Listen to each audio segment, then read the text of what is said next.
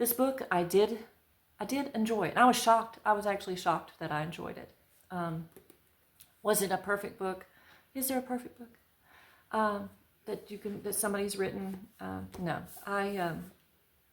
But overall, it took me to some. Let me just say, what do I look for? I want to tell you what I look for in a book. I want to be transported somewhere. I want to feel something. I guess that's a part of it, the escapism that I'm looking for in a book. But I also want to learn something. I don't know that I actually learned something from this book. I don't think it was that profound.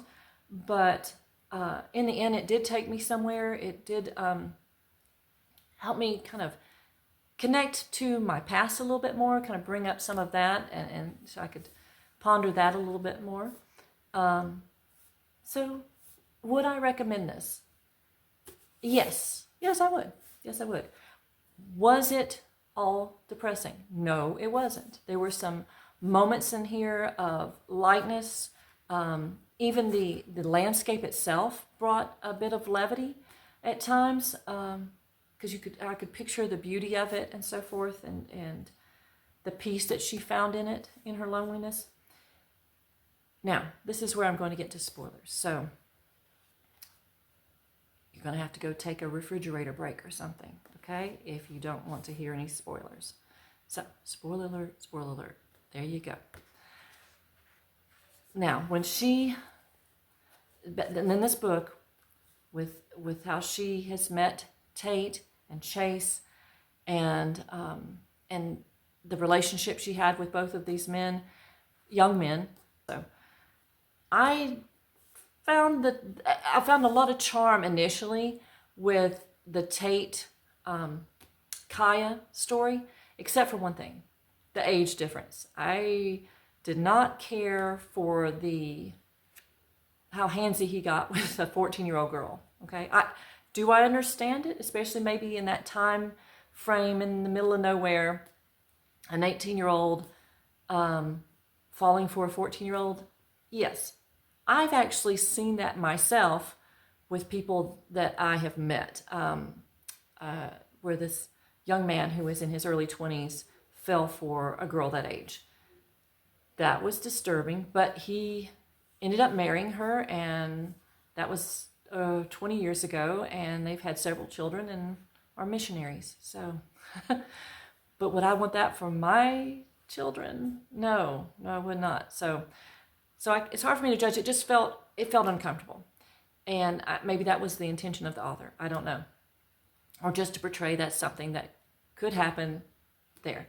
Now, when it came to the scene, and let me just say, my favorite scene, I think, was, and scenes, I guess, is about a topic, was geared around when they were placing feathers on that stump or whatever, where they were, he'd place a feather, she'd place a feather, and back and forth as their first communication with each other, true communication in a sense, where they were connecting. I thought that was a beautiful idea.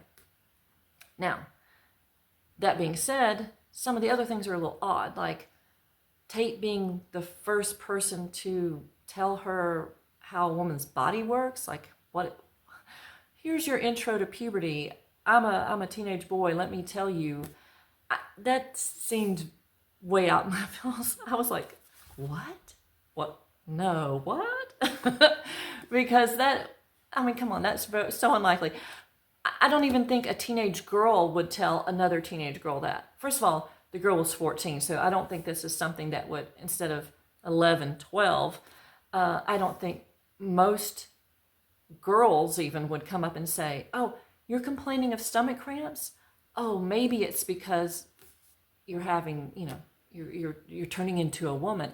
No, especially not teenage boys. So that was odd. So little things like that, and maybe a little bit here and there of stuff that seemed a little too romanticized, I think. And then the scene with Chase where he was trying to rape her.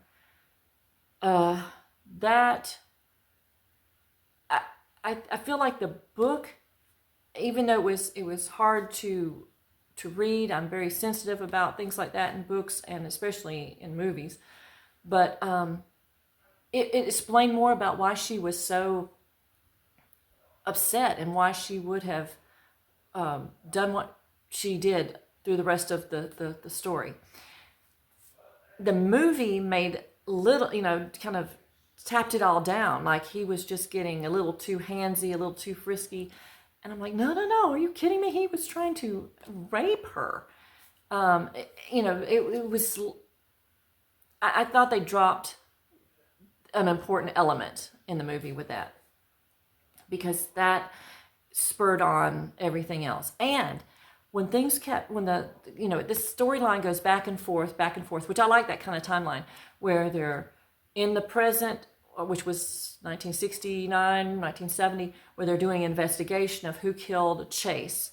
And then they're back in time, back when she was involved with Chase, that character, he might have been a little flat in a sense, but I think there are people out there that are a little flat and one-dimensional in a sense when they're so twisted.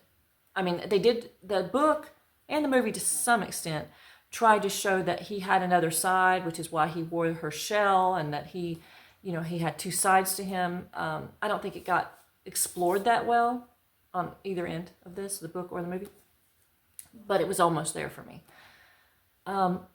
At one point, I actually thought that Tate, and let me know if anybody else thought this too, that I thought that Tate killed Chase. I really did. So I was surprised at the end when it wasn't Tate, when it was her. She had done it all along. So I don't know that I was disappointed in that ending.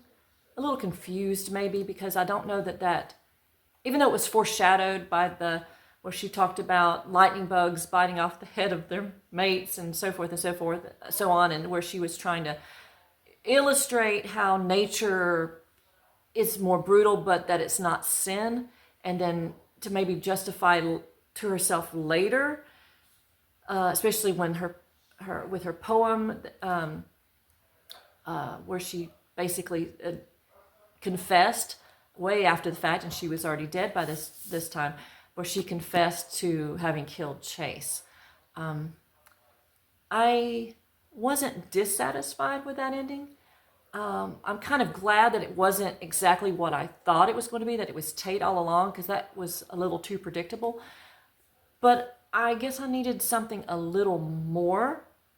But I leave most books that way, so that's not a deal breaker for me, because it still was wrapped up sufficiently emotionally. It wrapped up fine. The fact that she and Tate ended up together and grew old together and lived out on the marsh, I did like that.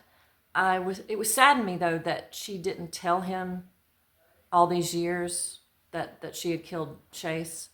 And I don't think it was because she was ashamed of that. So that was confusing. So that's my little review. Little review. It went on a little longer than I expected. So tell me what you think about it in the comments. I would love to hear your opinion. If I'm to give it a grade like I did with the other one, I'd have to give it an A-, and note that I don't know that I'm ever going to give a really bad grade to anything, because if it's that bad, I'll probably just DNF it. And don't finish it. Did I get it right? Do not finish? Yes. I want to make sure I'm not saying something vulgar. So I wouldn't even finish it if it was that bad. And plus, I still like to live by the adage that if you don't have something nice to say, don't say it.